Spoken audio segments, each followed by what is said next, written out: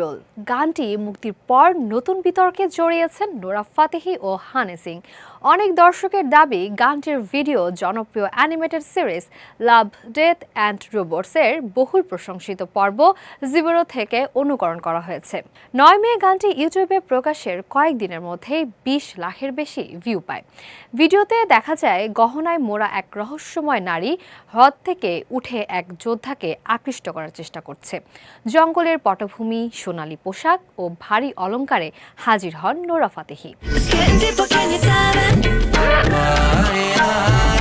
Video প্রকাশের পর অনেক দর্শক এ দৃশ্য, চরিত্রের সাজসজ্জা ও ক্যামেরার ভাষার সঙ্গে জিবেরো পর্বের মিল খুঁজে পান।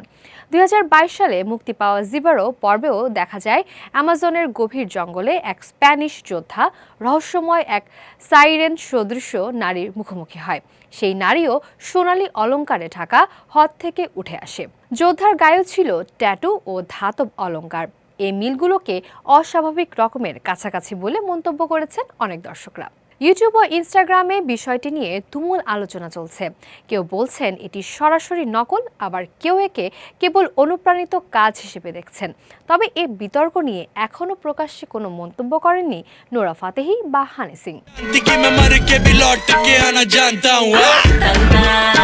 এর আগে কেটি দ্য ডেভিলের নতুন গান সার্কে চুনার তেরি সার্কে গানটি মুক্তির পর প্রবল বিতর্কের মুখে পড়েন সঞ্জয় দত্ত ও নোরা ফাতেহি। গানটির কথা ও নাচ অশালীন বলে সমালোচিত হয়। পরে গানটি সরিয়ে নেওয়া হয়।